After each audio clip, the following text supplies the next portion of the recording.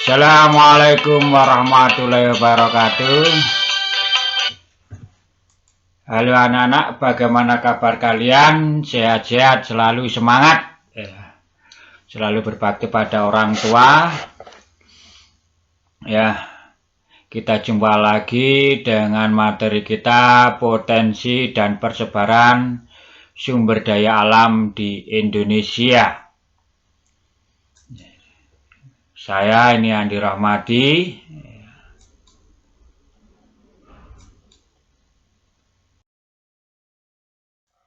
Anak-anak, persebaran atau potensi dan persebaran di sumber daya alam di Indonesia ini terbagi menjadi 4 kelompok. Pertama, kehutanan di Indonesia. Kedua, pertambangan di Indonesia. 3, kelautan di Indonesia. 4, pariwisata di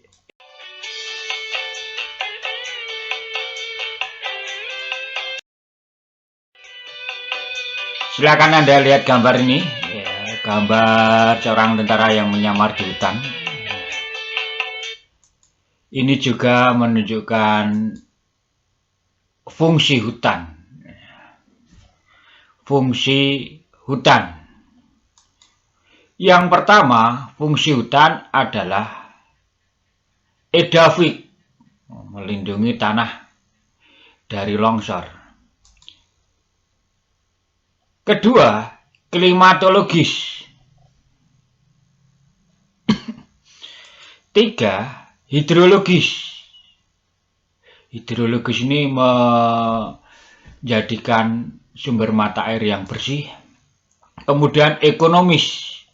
Dari hasil kayu ini dapat ditanami dengan berbagai macam. Dari hutan ini bisa menghasilkan kayu yang mempunyai nilai ekonomis yang bisa dijual beli dan untuk memenuhi kebutuhan manusia. Kelima adalah konservatif. Konservatif ini adalah melindungi keadaan flora dan fauna yang ada di dunia. Dan yang tidak saya sampaikan di sini, dan fungsi hutan kalau bagi pertahanan dan keamanan negara NKRI adalah untuk persembunyian. Kalau zaman sejarah dulu, fungsi hutan adalah untuk sembunyi para pejuang-pejuang kita dengan strategi gerilya. Saya ulang sekali lagi, fungsi hutan ada 5, edafik untuk melindungi tanah, klimatologis untuk membuat udara bersih, kemudian hidrologis untuk membuat sumber air yang bersih, ekonomis menyediakan kayu, konservasi melindungi flora dan fauna.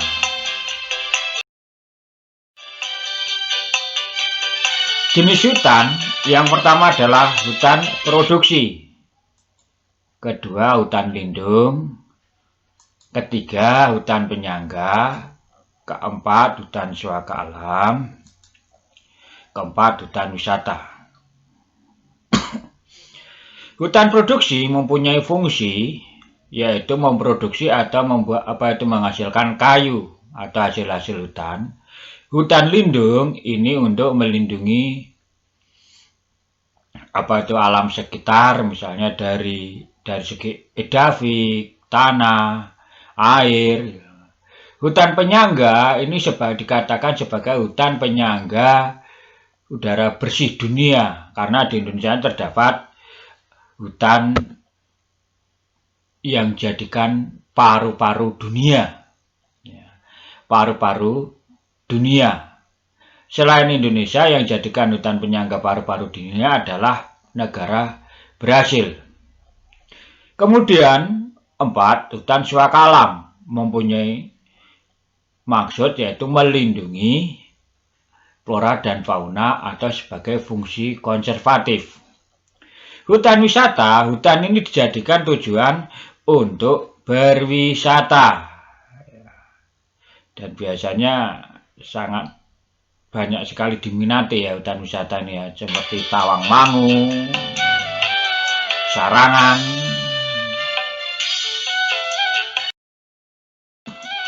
Ini Anda lihat sumber daya pertambangan.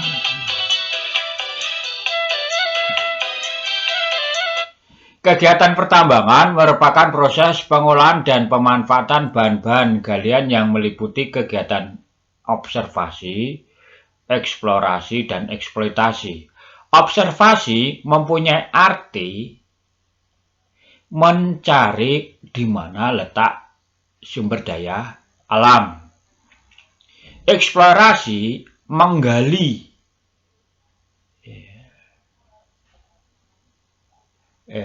Eksplorasi ini mencari ya, eksploitasi ini adalah menggali. Jadi saya ulang, kegiatan observasi ini adalah mengamati, kemudian eksplorasi adalah mencari, dan eksploitasi adalah menggali.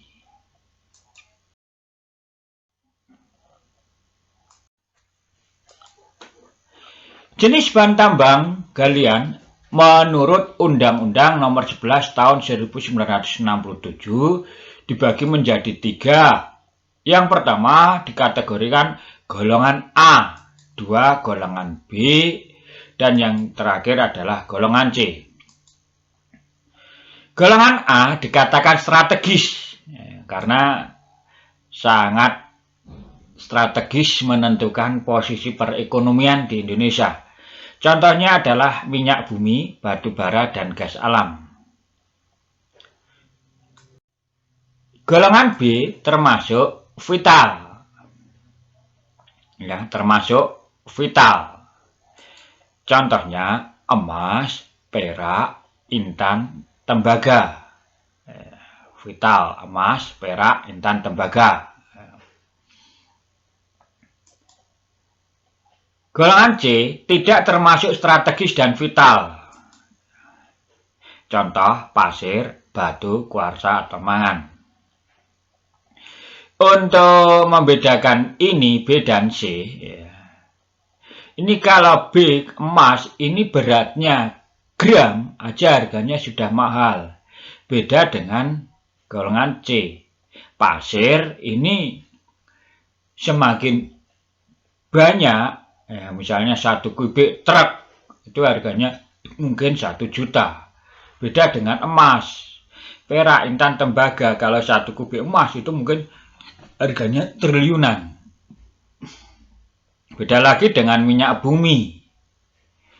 Ya, ini kalau dimahalkan mungkin akan menimbulkan kemunduran ekonomi. Maka harga minyak bumi itu diseimbangkan dari Sabang sampai Merauke. Ya. Tambang minyak bumi di Indonesia, silakan Anda amati. Ya. Silakan Anda amati.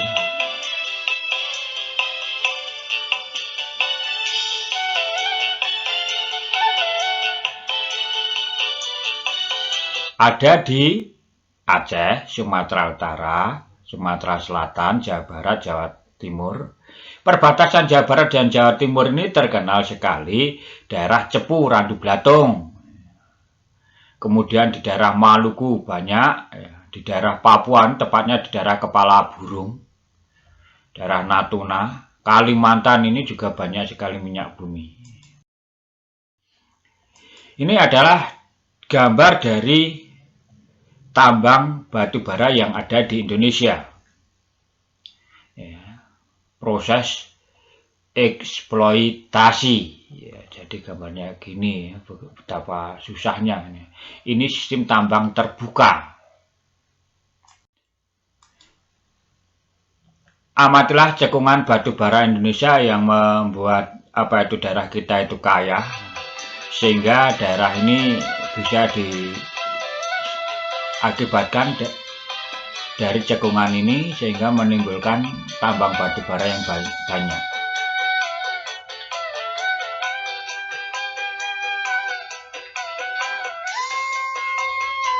Cekungan atau basin sempurna contohnya adalah di daerah Sumatera ini. Sumatera Timur, kemudian daerah Mana ini Palembang, Sawah Lunto. Ini terkenal dengan batu bara yang muda, bagus. Kemudian cekungan di daerah Kalimantan Timur yang ini nanti menimbulkan perbatasan peralihan daerah.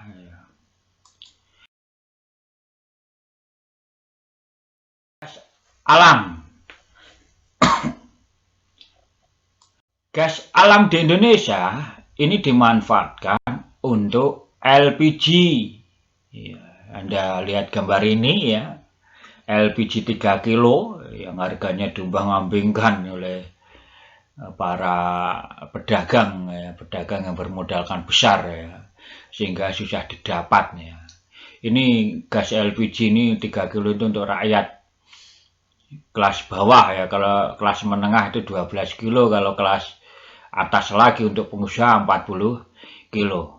Anda amati gambar cadangan gas bumi di Indonesia, ini status per 1 Januari 2010. Masih banyak, potensialnya 48, dengan terbuktinya 108,40. Jadi totalnya 157. Sebenarnya di Indonesia itu gas bumi atau gas alam itu masih banyak. Yang terkenal gas alam yang paling bagus adalah di daerah Nanggro Aceh, Darussalam ini, Biren Aceh. Kemudian yang terkenal lagi yang paling banyak adalah ini ya, 19,75 di daerah Kalimantan, Balikpapan. Di Natuna ini juga banyak minyak bumi dan gas alamnya sebesar 51,46%. Ini gambar apa anak-anak? Ya, Anda amati gambar apa ini? Sudah? Lah, ini adalah gambar gold atau emas. Ya, gold atau emas. Ya, dari gambar gold atau emas inilah Indonesia banyak sekali emas. Apalagi di Indonesia itu percampuran emas dan tembaga. Dunia itu ingin menguasai Indonesia karena adanya emas dan tembaga. Salah satu contohnya adalah VOC yang ingin datang ke Indonesia, yaitu dengan mencari 3G. 3G yaitu Gold, Glory, Gustafel, emas, kekuasaan. Ini Anda amati peta persebaran emas di Indonesia dari Aceh sampai Gaisberg, Papua. Banyak sekali emas yang ada di Indonesia. Namun yang paling bagusnya adalah di daerah Papua, Gaisberg ini, dan dijadikan pertambangan emas oleh Amerika. Sehingga orang Papua ini mungkin ya bisa kaya kalau dia bisa memanfaatkan sumber kekayaan alamnya, sumber daya alamnya yang berupa emas. Mungkin di sana itu tanah-tanah batu itu atau debunya itu mengandung emas ya. Daerah Kalimantan banyak sekali ya, terus di Selogiri, Kokap, Wonogiri, ya, Kulon Progo ya, banyak sekali emasnya ya. Sekarang adalah sumber daya laut. Ya, Anda lihat ini ya. Sumber daya laut ini biasanya berupa perikanan dan pertanian.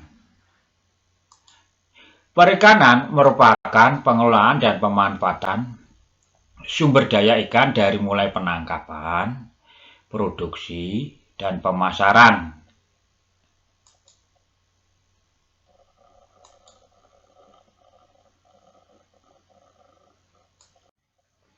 Silakan Anda amati, ini adalah gambar proses perikanan.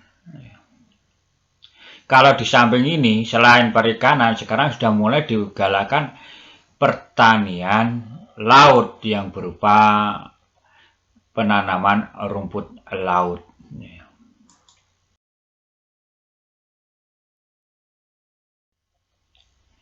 Jenis perikanan yang pertama adalah perikanan air tawar, kedua air laut, ketiga air payo.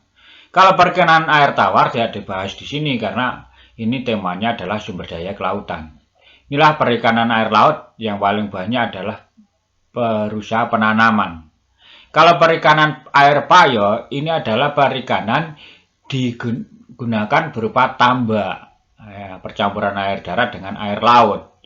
Contohnya tambak udang, kemudian bandeng, nira. Ya, selanjutnya adalah potensi sumber daya pariwisata. Pariwisata sendiri mempunyai arti perjalanan yang dilakukan oleh seseorang dalam jangka waktu tertentu dari sebuah tempat ke tempat lain dengan melakukan perencanaan sebelumnya. Tujuannya adalah untuk rekreasi atau untuk sebuah kepentingan agar keinginannya bisa terpenuhi. Atau bahasanya adalah refreshing.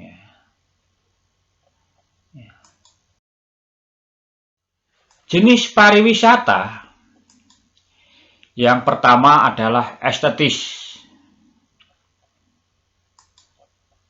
Keindahan alam. Ya, ini paling banyak yang dilihat adalah pantai, hutan, gunung. Kemudian yang kedua adalah historis, sejarah. Ya, bisa Anda lihat ini backgroundnya, ini adalah Keraton Surakarta. Sejarahnya Keraton Surakarta itu bagaimana. Kemudian contoh selanjutnya adalah, jenis selanjutnya adalah kultur atau budaya. Ya, misalnya di Bali terkenal budayanya Ngaben, di Solo atau Surakarta terkenal dengan budayanya kalau setiap satu suro yaitu dengan keliling beteng. Keempat adalah religius. Religius ini biasanya berpusat pada agama.